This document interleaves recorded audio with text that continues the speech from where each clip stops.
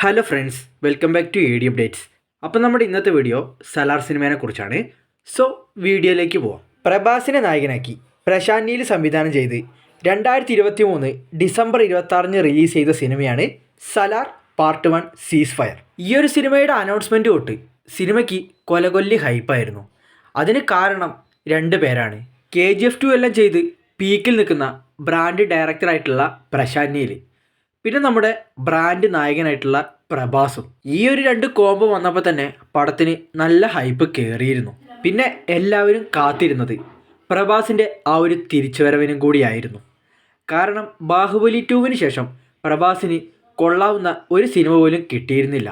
ഇറങ്ങിയതെല്ലാം നല്ല ultra ബോംബുകളായിരുന്നു.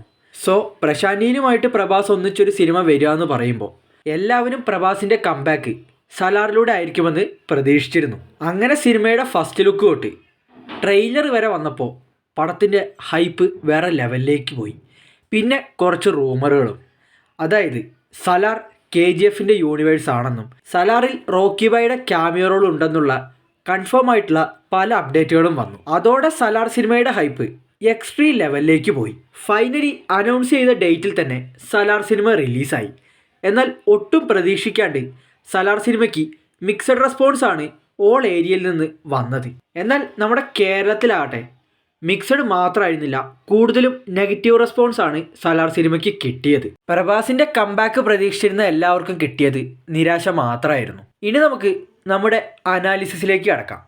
Salaar part 1 സീസ് fire. സത്യത്തിൽ ഞാൻ സലാർ എന്ന് പറയുന്ന സിനിമ തിയേറ്ററിൽ പോയി തന്നെയാണ് കണ്ടത്. എനിക്ക് പേഴ്സണലി ഒട്ടും ദഹിക്കാണ്ട് പോയൊരു സിനിമയായിരുന്നു സലാർ എന്ന് പറയുന്ന സിനിമ. തിയേറ്ററിൽ കണ്ട് എനിക്ക് പടം ഒട്ടും ഇഷ്ടമായില്ല. ഞാൻ ഒരുമാതിരി അവസ്ഥയിലായിരുന്നു ഇറങ്ങിപ്പോകുന്നത്. അങ്ങനെ കുറച്ച് നാളുകൾക്ക് മുമ്പ്, ഏകദേശം ഒരു മാസം മുമ്പ്, ഞാൻ ചുമ്മാ സലാർ സിനിമ ഒന്നുകൂടി ഇരുന്ന് കണ്ടു. എന്താണെന്നറിയില്ല, എനിക്ക് ഭയങ്കര ഇഷ്ടമായി എന്ന് വെച്ചാൽ ഭയങ്കര ഇഷ്ടമായി. സിനിമയിലെ ചെറിയ ചെറിയ മിസ്റ്റേക്കുകൾ മാറ്റി വെച്ച് കഴിഞ്ഞാൽ പടം വേറെ ലെവലാണ്. തിയേറ്ററിൽ കണ്ടപ്പോൾ എന്തുകൊണ്ട് എനിക്ക് ഈ ഒരു സിനിമ ഇഷ്ടമായില്ല എന്ന് ചോദിച്ചാൽ എനിക്കൊരു പിടുത്തമില്ല. എന്നാൽ കഴിഞ്ഞ മാസം ഒന്നുകൂടി ഞാൻ ഈ ഒരു സിനിമ കണ്ടപ്പോൾ എൻ്റെ ഫേവറേറ്റ് ലിസ്റ്റിൽ കയറിപ്പോയി. ആ ലെവൽ ഐറ്റമായിട്ടാണ് എനിക്ക് ഈ സിനിമ പേഴ്സണലി ഫീൽ ചെയ്തത്. ഈ ഒരു സിനിമയ്ക്ക് മിക്സഡ് റെസ്പോൺസ് വരാൻ കാരണമെന്ന് പറയുന്നത് സിനിമയുടെ സ്റ്റോറി തന്നെയാണ്. കാരണം സലാർ സിനിമയുടെ സ്റ്റോറി പ്രശാന്ത് നീലിൻ്റെ 2014 പുറത്തിറങ്ങിയ ഫസ്റ്റ് സിനിമയായിട്ടുള്ള ഉഗ്ര സിനിമയുടെ സ്റ്റോറിയാണ്. അന്നത്തെ പരിമിതിക്കുള്ളിൽ വെച്ച് പ്രശാന്ത് നീലിൻ്റെ അളിയനായിട്ടുള്ള മുരളിയെ വെച്ചിട്ടാണ് ഉഗ്ര സിനിമ ചെയ്തത്. ഉഗ്രം എന്ന് പറയുന്ന സിനിമ പ്രശാന്ത് നീലിൻ്റെ കരിയറിലെ തന്നെ മാസ്റ്റർ പീസ് ആയിട്ടാണ്. ഉഗ്രം സിനിമയിലെ BGMസിൽ നിന്നാണ് KGFലെ പല BGMും ഇൻസ്പയർഡ് ആയിട്ട് ചെയ്തിട്ടുള്ളത്. അത് നിങ്ങൾ ഉഗ്ര സിനിമ കണ്ടു കഴിഞ്ഞാൽ മനസ്സിലാവും. ഉഗ്രം ചെയ്യുന്ന ടൈമിൽ തന്നെ പ്രശാന്ത് നീലിൻ്റെ ഒരു ഡ്രീം പ്രൊജക്റ്റ് ആയിരുന്നു ഫ്യൂച്ചറിൽ ഉഗ്രം സിനിമയുടെ ഇതേ സ്റ്റോറി എടുത്ത് വലിയ ക്യാൻവാസിൽ ഒരു വലിയ പടം ചെയ്യണമെന്ന്. അങ്ങനെ സമയവും കാലവും എല്ലാം ഒത്തു വന്നപ്പോൾ പ്രഭാസിനെ വെച്ച് പ്രശാന്ത് നീൽ സലാർ സിനിമ ചെയ്തു. ഉഗ്രം സിനിമയിലില്ലാത്ത പല കാര്യങ്ങളും പ്രശാന്ത് നീൽ സലാർ സിനിമയിൽ ആഡ് ചെയ്തിട്ടുണ്ട്. രണ്ട് ആത്മാർത്ഥ സുഹൃത്തുക്കൾ, അവരുടെ ഇടയിലൊരു പ്രശ്നം നടക്കുന്നതും അവർ പരസ്പരം എനിമീസ് ആവുന്നതും.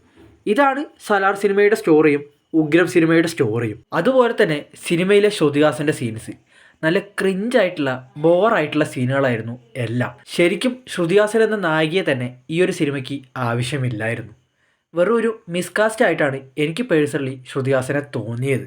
അതുപോലെ തന്നെ ഇതിൽ വേറെയും കുറച്ച് ക്രിഞ്ച് സീനുകളുണ്ട്.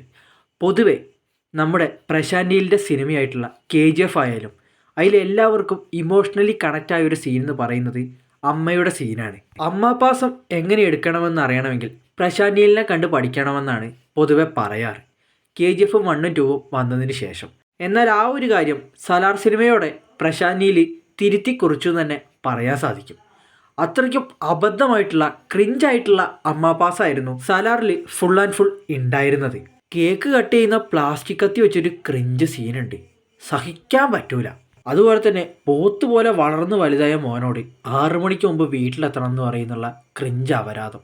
ഇങ്ങനത്തെ ഒരുപാട് ക്രിഞ്ച് സീനുകളാണ് സലാർ സിനിമയ്ക്ക് കൂടുതലും നെഗറ്റീവായി ബാധിച്ചത്. KGF 1ലും 2വിലും പ്രശാന്ത് നീൽ എടുത്തു വെച്ച അമ്മാപ്പാസം അതൊരു ഒന്നൊന്നര സംഭവം തന്നെയായിരുന്നു. എല്ലാവരെയും ഇമോഷണലി അത് നല്ല രീതിയിൽ കണക്ട് ചെയ്തിരുന്നു. എന്നാൽ സലാറിലേക്ക് വരുമ്പോൾ അമ്മാപ്പാസം ഒട്ടും കണക്റ്റ് ആവാണ്ട് ക്രിഞ്ച് രീതിയിലാണ് പേഴ്സണലി എനിക്ക് ഫീൽ ആയത്. പിന്നെ എനിക്ക് സലാർ സിനിമയിൽ ഫേവറേറ്റ് ആയിട്ടുള്ള സീൻ എന്ന് പറയുന്നത് ഒരു ഫൈറ്റ് സീനാണ്. ഒരു ചെറിയ പെൺകുട്ടിയെ രക്ഷിക്കാൻ പ്രഭാസ് പോകുന്ന സീൻ. പൃഥ്വിരാജ് ബാക്കിയുള്ളവരും കയ്യും കെട്ടി നോക്കി നിൽക്കുമ്പോൾ കൈ അഴിച്ചുകൊണ്ട് പ്രഭാസിൻ്റെ ഒരു പോക്കുണ്ട്. ആ ഒരു സീനും അവിടെ വെച്ചിട്ടുള്ള ബ്രൂട്ടലായിട്ടുള്ള ഫൈറ്റും ആ ഒരു സീൻ തന്നെയായിരുന്നു സലാർ സിനിമയിലെ വൺ ഓഫ് ദ ബെസ്റ്റ് സംഭവം എന്ന് പറയുന്നത്. പിന്നെ ഈ സിനിമയിൽ കൊടുക്കുന്ന ബിൽഡപ്പ് സീൻസ്, മെയിനായിട്ട് പ്രഭാസിന് കൊടുക്കുന്ന ബിൽഡപ്പ്, ഡൈനോസർ എന്ന ബിൽഡപ്പ്, അത് പേഴ്സണലി എനിക്ക് നല്ല രീതിയിൽ കണക്റ്റായി. കാരണം പ്രഭാസ് വന്നു നിന്നാൽ അല്ലെങ്കിൽ പുള്ളിയുടെ ഫൈറ്റ് സീക്വൻസ് ഇതൊക്കെ കണ്ടു കഴിഞ്ഞാൽ പുള്ളി ഒരു ഡൈനോസർ ആണ് എന്ന് തന്നെ ഫീൽ ചെയ്യും. സിനിമയിലെ പൃഥ്വിരാജിൻ്റെ വരദരാജ മന്നാർ എന്ന ക്യാരക്ടർ നല്ല ക്യാരക്ടറായിരുന്നു. പുള്ളി അത് വൃത്തിക്ക് വെടിപ്പായി ചെയ്തിട്ടുണ്ട്. അതുപോലെ തന്നെ പ്രഭാസിൻ്റെയും പൃഥ്വിരാജിൻ്റെയും ഫ്രണ്ട്ഷിപ്പ് കോംബോ കിടുവായിരുന്നു. മെയിനായിട്ട് അവരുടെ ചെറുപ്പകാലം, അവർ തമ്മിലുള്ള ഇമോഷണൽ ആയിട്ടുള്ള സീൻസും എല്ലാം എനിക്ക് നല്ല രീതിയിൽ കണക്റ്റായി. പിന്നെ സിനിമയിലെ സോങ്സും BGMസും എല്ലാം അടിപൊളിയായിരുന്നു. എൻ്റെ ഫേവറേറ്റ് സൂര്യാങ്കം എന്ന് പറഞ്ഞ ഫ്രണ്ട്ഷിപ്പ് സോങ് ആണ്. ബാഹുബലി 2വിന് ശേഷം പ്രഭാസിനെ ഫുൾ ആൻഡ് ഫുൾ സ്ക്രീൻ പ്രസൻസിലും സ്വാഗിലും കണ്ടൊരു സിനിമ കൂടിയായിട്ടാണ് എനിക്ക് പേഴ്സണലി സലാർ സിനിമ തോന്നിയിട്ടുള്ളത്. സലാർ സിനിമയ്ക്ക് മെയിനായിട്ട് കേരളത്തിൽ സംഭവിച്ചത് മലയാളം ഡബ്ഡ് വെർഷൻ ആയിരുന്നു. കാരണം സലാർ സിനിമയുടെ മലയാളം ഡബ് കുറച്ച് ബോറായിരുന്നു. മൂക്കുപണ്ടം അതുപോലെ തന്നെ അടിച്ചു തെറിപ്പിക്കും, ഇതുപോലുള്ള കുറേ ഡയലോഗ്സ് ഉണ്ട്. ഇതൊക്കെ നല്ല ക്രിഞ്ചായിട്ടാണ് എനിക്ക് പേഴ്സണലി തോന്നിയത്. പിന്നെ സിനിമയിൽ ഇൻട്രോൽ ബ്ലോക്ക് ആയിക്കോട്ടെ, ബാക്കി പോർഷൻസ് എല്ലാം അടിപൊളിയായിരുന്നു. പിന്നെ ഇതിൽ കാണിക്കുന്ന മെയിൻ ആയിട്ടുള്ളൊരു സംഭവമാണ് ഗാൻസാർ സിറ്റി. ഗാൻസാർ സിറ്റിക്ക് കൊടുക്കുന്ന ബിൽഡപ്മെൻ്റ് ആയാലും ഗാൻസാർ സിറ്റി കാണിക്കുന്ന ആ ഒരു VFX ആയാലും എല്ലാം കിടുവായിരുന്നു. പിന്നെ സലാർ സിനിമയ്ക്ക് വന്ന മെയിൻ നെഗറ്റീവായിരുന്നു ക്ലൈമാക്സിലെ പൃഥ്വിരാജിൻ്റെയും പ്രഭാസിൻ്റെയും കുറച്ച് ക്രിഞ്ച് ഡയലോഗ്, അതും ഫൈറ്റിൻ്റെ ഇടയ്ക്കുള്ള. എനിക്ക് ആ ഡയലോഗ്സ് ഒന്നും ക്രിഞ്ചായിട്ടൊന്നും ഫീൽ ചെയ്തില്ല. എനിക്കതൊക്കെ അടിപൊളിയായിട്ട് തന്നെയാണ് തോന്നിയത്. ക്ലൈമാക്സിലൊരു സോംബി ഫൈറ്റ് ഉണ്ട്. സോംബി എന്ന് പറയാൻ പറ്റില്ല, ഡ്രഗ്സ് എല്ലാം കൊടുത്ത് ഭ്രാന്താക്കിയ കുറച്ച് ആൾക്കാരെ തുറന്നു വിട്ട് പ്രഭാസിനെയും പൃഥ്വിരാജിനെയും കൊല്ലാൻ നോക്കുന്ന ആ ഒരു സീൻ, എല്ലാത്തിനെയും രണ്ടുപേരും ചേർന്ന് അരിഞ്ഞു വീഴ്ത്തും. ആ ഒരു സീനൊക്കെ വേറെ ലെവൽ തന്നെയായിരുന്നു. പിന്നെ ഇതിൽ മെയിനായിട്ട് ഗൂസ് ബംസ് വരുന്നൊരു സീനായിരുന്നു. ഗാൻസാർ സിറ്റിക്ക് ഉള്ളിൽ വെച്ച്, അതും മെയിനായിട്ടുള്ള എല്ലാവരുടെ ഫ്രണ്ടിലും വെച്ച് പൃഥ്വിരാജിന് ഒരാൾ കൊല്ലാൻ വരുമ്പോൾ അയാളുടെ തല പ്രഭാസ് അരിഞ്ഞു വീഴ്ത്തുന്ന ഒരു സീനുണ്ട്.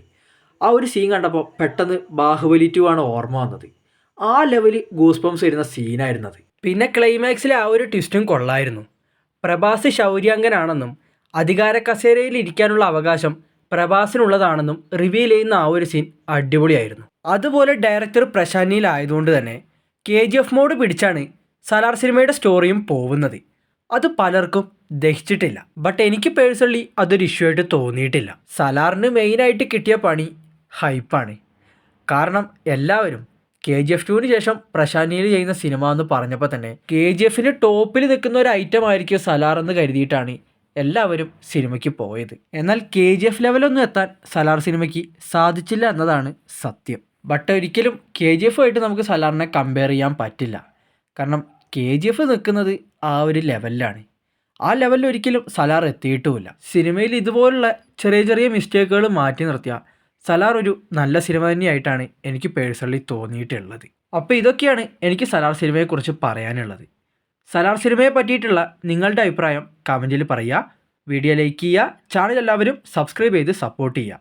So see you the next video guys, by.